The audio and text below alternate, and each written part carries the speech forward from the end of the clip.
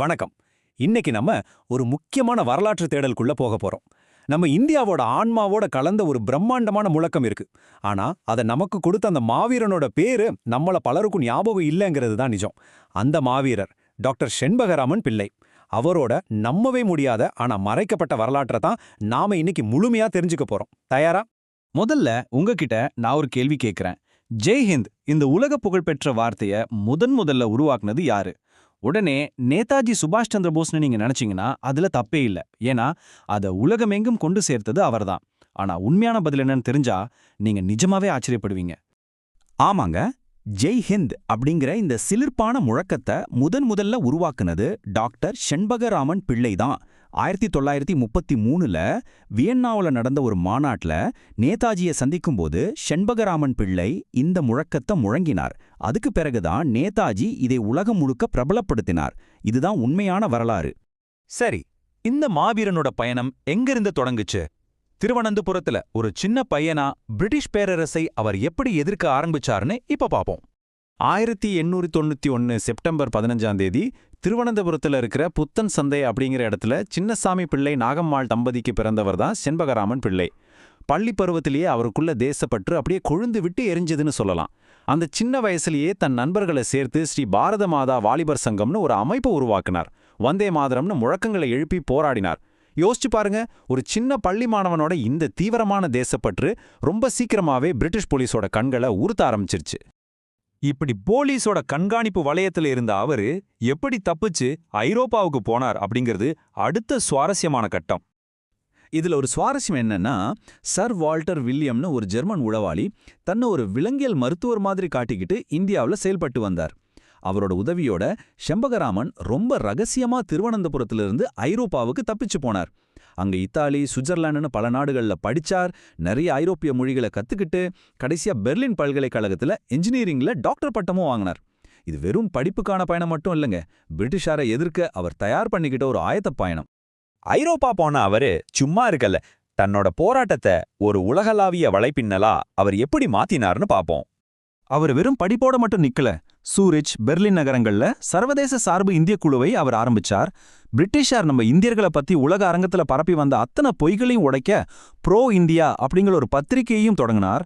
சீனா, தென்னாப்பிரிக்கா, மியான்மர்னு உலகத்தோட பல மூலைகளுக்கும் பயணம் செஞ்சு நம்ம சுதந்திரத்துக்காக சர்வதேச ஆதரவை திரட்டினார். அவரோட ராஜதந்திரம் எந்த அளவுக்கு பறந்து விரிஞ்சிருந்ததுன்னு இதை வச்சு நம்ம புரிஞ்சுக்கலாம்.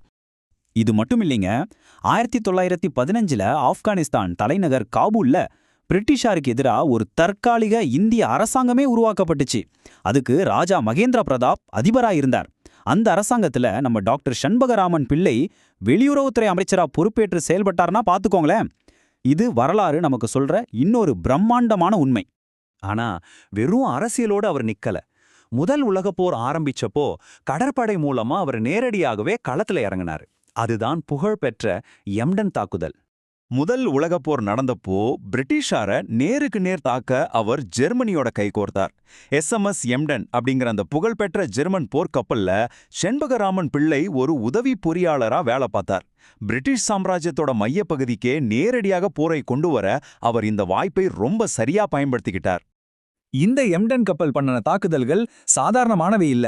வங்காள விரிகுடா வழியா வந்த எம்டன் சென்னையில இருந்த பிரிட்டிஷாரோட மிகப்பெரிய எண்ணெய் கிடங்குகள், புனித ஜார்ஜ் கோட்டை, சென்னை உயர்நீதிமன்றம்னு எல்லாத்து மேலையும் கடுமையான பீரங்கி தாக்குதல் நடத்துச்சு. இலங்கையில இருக்கிற திருக்கோணமலை துறைமுகமும் தப்பல்ல.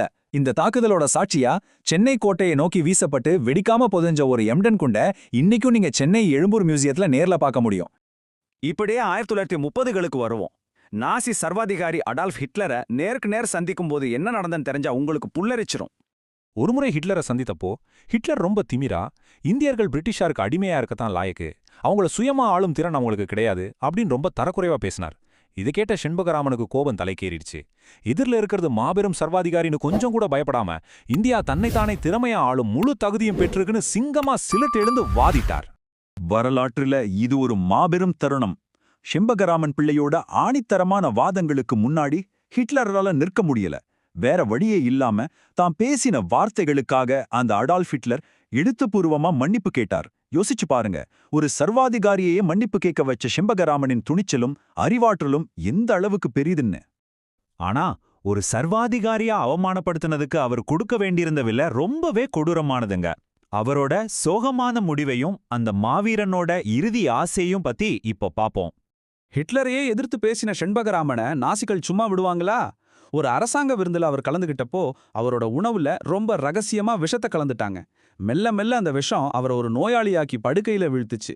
கொஞ்சம் குணமடைஞ்சப்போ கூட நாசி ஏஜென்ட்டுகள் அவரை திரும்பவும் கொடூரமா தாக்கினாங்க.